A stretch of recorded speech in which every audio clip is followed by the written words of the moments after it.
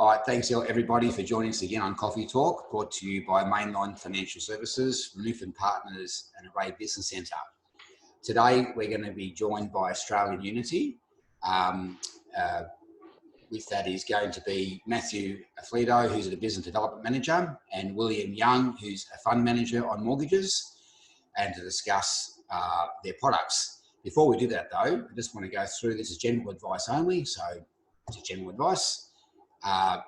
This is a disclaimer for Australian Unity, and basically we'll get down to the nitty gritty. So Australian Unity, it's not just a health insurer. They have a lot of other products that people probably don't realise, and I thought it'd be good to get these guys in to give us a rundown on one of them. That is the Australian Unity Select Income Fund. Basically, what is it, how it works, and what sort of performances or returns investors could expect to get. So I'll hand it over to you, Matthew. If you can just go through that, it'd be great. Yeah, not a problem. And thanks, Steve, for giving us the time this morning to present. So on the first point, Australian Unity, you're right. Australian Unity is not just a health insurer. So Australian Unity has been, or its roots date back to 1840, so 180 years ago. And basically it all started up in a pub here in Melbourne where a few people got together and decided to create this organisation which is Australian Unity now, to focus on the health and well-being of people in Melbourne. So it's a mutual entity, which means that Australian Unity is owned by its members, and we run the company for the benefit of our members and our customers. So Australian Unity employs over 7,000 people Australia-wide. We service over 700,000 customers, and we have over 270,000 members. Australian Unity, believe it or not, is Australia's 25th largest private company. And the Australian Unity brand was born back in 1993 through the merger of the Australian Natives Association and Manchester Unity. So there's a bit of history on the Australian Unity name. Right. And you're right, it's not just a health insurer. So there's sort of three main divisions of Australian Unity. There's the retail division, which houses our private health insurance, our banking, our general insurance and broking businesses. Sitting next to that is our independent and assisted living division, which houses our health and living services such as aged care. And finally, the area that William and I work in, which is the wealth and capital markets division, which houses our property, financial planning, investments, life and superannuation and trustee services businesses. So you can just see through that how many different businesses there are within Australian Unity. And you're right, I think a lot of people see the Australian Unity name and attach that to private health insurance typically, but you can see that there's a lot of other services that we offer. Absolutely. So just on the Australian Unity property division, that was established back in 1998. And now it manages in excess of $4.3 billion in funds under management across healthcare, diversified property, social infrastructure and property debt, which is where William and I primarily focus on. So within our property team, we have over 50 plus specialist staff and manage Australia's largest healthcare property fund, which is the Australian Unity Healthcare Property Trust, which is a fund that's in excess of $1 billion in size. So that's Australian Unity in a nutshell. William, was there anything that you wanted to add that I perhaps missed out on through that? No, I think that's a pretty good wrap of what AU does, and certainly, look, we're a very diversified, but we have specialisation in those areas that we play in. Can I with a lot of my clients today, they're really struggling to find yield, I suppose, or income, particularly of late with the Reserve Bank dropping interest rates again. So we're at record lows. And I'd just like to have a bit of a chat about your Select Income Fund, on how it works and what is it, and is it an option for investors who are chasing yield or income? Yeah, definitely. And from my conversations with investors over the last few months, you're right, it is getting harder and harder to find yield and income out there. Returns on bank accounts and term deposits have declined fairly significantly over the past few years, especially since the onset of COVID. and a lot of the conversations that I have with investors is that they're sort of starting to steer away from the equity and the share market due to the volatility there as well. So a lot of the feedback I get around the Select Income Fund is it's a good option for providing income without the volatility. And obviously that's, the main cohort, I think, who really likes this product is the self-managed superannuation funds, where it supports their monthly pension payments to some extent. So and I think, Matt, to add on to that, I guess with dividends kind of being lower, or a lot of companies suspending or lowering their dividends, that's also having a big impact on stability of income for a lot of investors. Yeah, exactly. Yeah, and you probably hear this as well, Steve, around I think traditionally self-managed superannuation investors have had a fair chunk of their investments in the big four bank equities, and we've seen since the start of COVID that those dividends have been slashed, and the flow-on effect of that is the equity prices have also declined as well. So it's sort of a double whammy for retirees. Yeah, for sure. It's drying up, absolutely. Yeah. So just on the Select Income Fund, it's what's called a contributory mortgage fund. Now, typically that doesn't mean a lot to people. So what I try and boil it down to is it's effectively a peer-to-peer lending platform. So what we're doing is connecting people with capital and money and funds who are our investors, and we're connecting the investors with people who require funding or money to do certain things. In our case, we give that money to property developers, and in return, property developers pay our investors who are lending that money to them an income on a monthly basis. Right. So basically, you're lending clients money to developers to build or construct property developments. Yeah, so Steve, we lend to developers, mainly on three different types of products, right? One is, and it's through the whole cycle of development, whether it be buying the land, so we'll do land financing for the land acquisition, then we will typically then move into development construction while they develop the property. And then if at the end there's some residual stock, because typically a lot of developers will repay us through sales of the developed stock. Mm-hmm. And if there are some left at the end, we'll roll over into a residual stock facility. So we're helping the whole cycle of a development for the developer, and at the same time offering those kind of investment opportunities to our investors. Right. So with getting on the sales, is there a required pre-sales on these developments?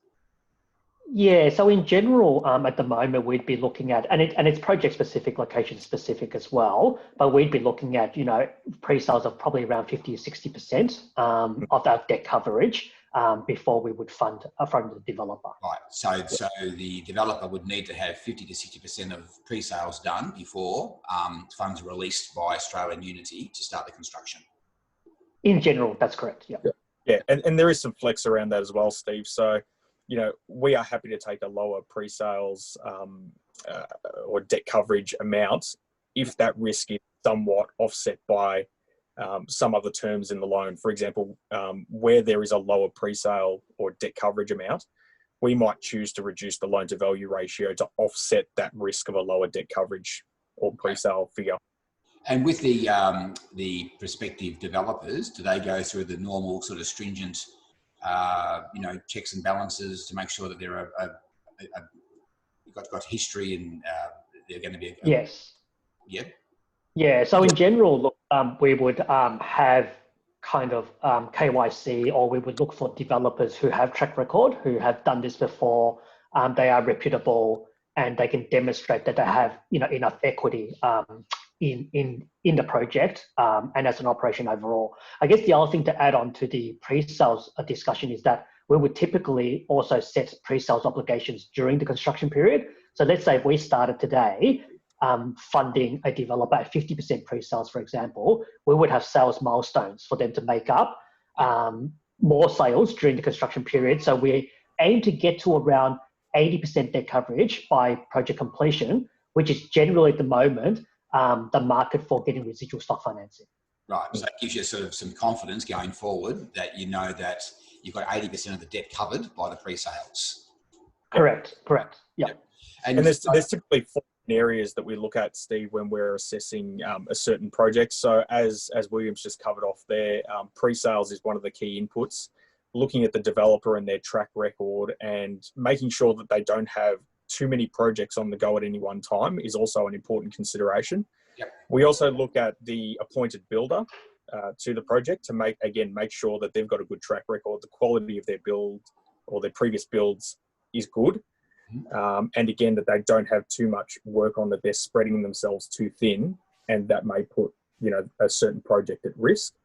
The other thing that we look at, which is probably one of the most important things in this whole process, is the actual development itself and the quality of that development. So, for example, is it near amenity? Is it near public transport? Is it in a suburb or a locality where we believe that if economic conditions do go a little bit south, that property and that land will still hold its value? Yeah, right. Which is important. Exactly. What about so the loan to the value of the actual end value of the development? What percentage do you lend out? Yeah, so under our kind of lending parameters or constitution, we are allowed to lend up to 70% of the as if complete value. So that's, on completion. However, look, we will kind of fluctuate and we'll assess that from time to time. So at the moment, we're probably lending out at more towards a 65 LVR, just given COVID, a bit of uncertainty in the market. So we do adjust that, even though on a constitution basis, we can lend up to 70%. Right. So we also compare that to the cost as well. So it's not just about the LVR. We also have a lending metrics which we compare to the loan to the cost. So we always want to make sure that the loan to cost and the LVR, there's enough profit buffer, because if there's even though the loan to value ratio may be 70, if the loan to cost is 90, it means that the project's not making enough profit margin. So we kind of compared that as well to make sure that the project itself, as Matt says, it has to stack up on its own feet. And what kind of returns could an investor expect to receive if they wanted to invest in this select income fund? Yeah, so if we look at the current loans in the portfolio at the moment, they range from anywhere between about 7.5% per annum with interest paid monthly, up to about 8.8% per annum with interest paid monthly. Now, what we're seeing at the moment in the market is that a number of competitors are sort of coming into the market and driving those interest rates down. So, I think looking forward, we'll probably see those interest rates settle around the 7 to 8% per annum mark. Yep. We won't sort of see many loans that are going beyond 8% like we have over the past 6 to 9 months. And the reason why a lot of those loans that we've done over the past 6 to 9 months have been in excess of 8% is because the supply of credit in the non-bank lending market has dried up a fair bit post-COVID. So a lot of non-bank lenders sort of stepped back from the market and said, it's, in our eyes, it's too risky to continue lending. And then it just comes down to simple economics. Supply reduces, which forces prices up. Now that supply is returning to the market, we're expecting interest rates to come down a little bit further, and as I said, settle around that 7 to 8% mark going forward. And also, can prospective investors diversify within the fund? Like you might have maybe 5, 6, 7, 8 different loans going, and they could put small amounts in each one, so they're more diversified and I suppose less risk. Yeah, exactly. So we've probably got about 30 loans on the go at the moment, and the beauty of this product is it's completely customizable. So we have some investors who come in and say, just put all my money in this one loan, which is fine. That's entirely their choice. And I'm not going to jump in the way and say you should do something different. And we've got other investors who prefer to spread that risk around and may invest in, say, 10, 15, 20 different projects.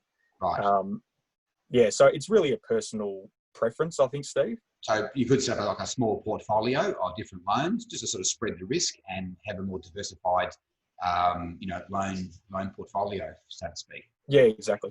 And there's two different... Sorry, William, go on. Sorry, yeah, I was going to say the other advantage of our product is that you can choose loan by loan. So we have, Matt, you might want to explain a bit about the general authority and the specific authority and how that exactly. helps people to customize. Yeah. You took the words right out of my mouth, William. So we do have two different types of authorities that investors can provide us. There's what's called a specific investment authority, where the investors retain full control over which loans they invest in. So before you invest in a loan, you'll need to fill out a bit of paperwork and send that to us to say, I want to go into this loan specifically, and then we will allocate you to that loan. The alternative is what's called a general investment authority, where investors basically hand over their investment making discretion to Australian Unity and say, Australian Unity, I'm giving you authority to allocate my money as you see fit. And you can put certain parameters around that general investment authority as well. So for example, if you're investing, say, $50,000, you could put a parameter and say, I don't want any more than $10,000 in any particular loan. And we will then allocate your money in accordance with those parameters. Well, that makes the whole process a lot simpler. It's a good thing. Well, look, yeah, exactly. I might just wrap it up there. Thanks very much for your time today. Really appreciate you going through these products, and hopefully we can get you back on down the track and have a chat about a few other products that you've got up your sleeves. Not a problem, Steve. Thanks for having me and William, and looking forward to having you chat again in the future. No, it's a pleasure. All right. Thanks very much. Thank you very much. Okay. And if anyone wants to know more information about this product, contact either Array, Renouf and Partners, or Mainline, and we can certainly give you some information if you need it. Thanks very much. See you next time.